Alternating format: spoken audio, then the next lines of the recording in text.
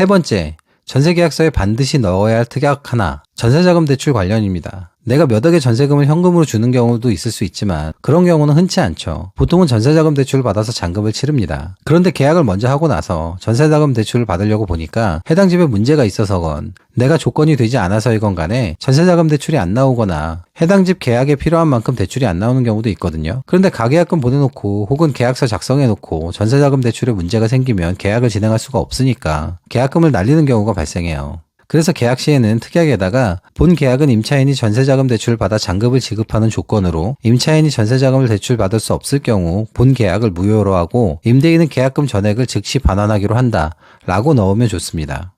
그런데 한 가지 아셔야 될 거는 이렇게 특약을 넣고 나면 만약 전세자금 대출을 못 받을 경우에는 계약금은 보통 돌려주거든요. 근데 정말 나쁜 집주인을 만날 경우에는 제3금융권이나 이런 데서 받을 수 있는데 그건 대출 아니냐 하면서 계약금 안 돌려주는 경우도 발생할 수 있어요. 그러니까 사실 제일 안전하게 가려면 어느 은행에서 몇 프로의 전세자금 대출을 받지 못하는 경우 이런 식으로 특정하는 것도 좋은 방법입니다. 네 번째, 전세계약서에 반드시 넣어야 할 특약 둘, 전세보증보험에 관련한 사항입니다. 전세보증보험은 세입자가 집주인으로부터 전세보증금을 돌려받지 못하는 경우 보증보험기관에서 내 보증금을 먼저 돌려주고 내 대신 집주인에게 돌려받는 보험을 말해요. 전세보증보험은 요즘같이 깡통전세 이야기도 많고 보증금 반환 사고도 많은 시기에는 반드시 가입해 두어야 하는 보험입니다. 그런데 보통 계약을 하고 보증보험을 가입하려고 하는데 전세보증보험 가입이 안 되는 경우도 발생할 수 있거든요. 보증보험 가입이 안 되는 경우 나는 불안해서 계약을 안 하고 싶다 하시면 특약에다가 임대인은 임차인의 전세보증보험 가입에 동의를 하고 만약 임대인 또는 임차 목적물의 귀책 또는 하자로 인해서 전세보증보험 가입이 불가한 경우에는 본 계약을 무효로 하고 임대인은 계약금 전액을 즉시 반환하기로 한다 등을 넣으시면 됩니다.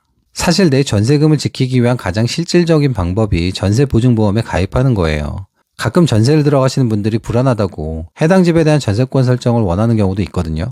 전세권이란 건 해당 주택에 대해 사용 수익의 권리를 가지는 것인데 이건 보통 집주인이 전세 만기 시점에 돈을 안 돌려줄 경우에 전세입자인 임차인이 해당 주택을 경매로 넘길 수 있는 권리도 포함하고 있기 때문에 강력하게 느껴지곤 하죠. 그런데 전세권은 설정부터 집주인의 동의를 얻어야 되고요. 집주인도 그걸 좋아하지 않아서 거부하는 경우도 많고요. 집주인이 동의를 해서 전세권 설정을 했다 해도 나중에 집주인에게서 돈을 못 돌려받는 상황이 생기면 복잡해집니다. 일단 그 집을 경매에 넘겨야 되고 경매 사건 개시를 하고 누군가 낙찰을 받고 낙찰자에게서 변제받고 하는 과정이 6개월 혹은 그 이상 소요되기 때문에 당장 이사를 가야 하는 세입자의 입장에서는 오도 가도 못한 상황이 펼쳐질 수가 있거든요. 또한 경매에 넘겨도 유찰이 되거나 하는 경우에는 내 전세금보다 낮게 낙찰이 될 수가 있어요. 그럼 나는 1순위의 권리를 가져서 낙찰금을 온전히 다 받아낸다고 하더라도 내 전세금보다 적게 돌려받는 경우도 있을 수 있기 때문에 전세보증보험이 훨씬 더 덜 머리 아프고 더 빠르게 내 돈도 지킬 수 있는 방법이라고 생각합니다.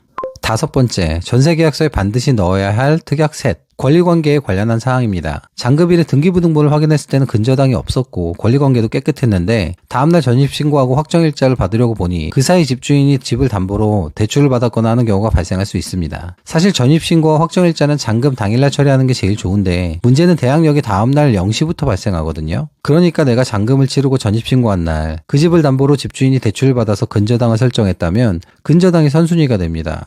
그런 경우에는 내 전세금을 지킬 수가 없게 되는 거죠. 그래서 특약에다가 본 계약에 잔급을 지급하는 날 임차인은 즉시 전입신고를 하며 임대인은 잔금 지급일 다음 날까지 근저당권, 전세권 등 새로운 권리를 설정하지 않는다. 만약 임대인이 이를 위반하는 경우 그 즉시 본 계약은 무효로 하고 임대인은 임차인으로부터 받은 돈 전액을 즉시 반환하기로 한다 등의 문구를 넣는 것이 좋습니다. 여섯 번째, 송금하기. 자, 이렇게 계약서의 중요한 사항까지 챙기고 나면 이제 가계약금을 제외한 나머지 계약금은 송금해야 되는데요. 이전 매매 관련 영상에서도 말씀드린 것처럼 전세금도 계약금이 몇천만 원 단위고 잔금은 더 크고 하기 때문에 미리미리 주거래은행 가서 이체한도 높여두시고요. 잔금 후에 바로 동사무소 가서 전입신고와 확정일자 받으시고요. 부동산 사장님께 중개수수료를 송금하면 계약이 완료됩니다. 자, 오늘은 이렇게 전세를 구하는 세세한 방법부터 전세계약까지의 절차, 그리고 특약에 반드시 넣어야 하는 사항들까지도 말씀드렸는데요. 전세를 구하는 분들은 정말 부동산을 잘 모르는 경우도 많고 이 모든 과정이 익숙치 않아서 모아놓은 전 재산을 날리는 경우도 있고 소중한 계약금을 날리는 경우도 많거든요. 그래서 영상이 길어지더라도 더 꼼꼼하게 말씀드리려고 노력했습니다. 사실 이번 영상 준비하면서 새삼 느꼈는데요. 저도 이런 내용들 정말 하나도 모르고 40년을 살았거든요. 그런데 지금 생각해보면 정말 너무너무 아찔해요. 전세계약금만 날려도 몇 천만 원이잖아요.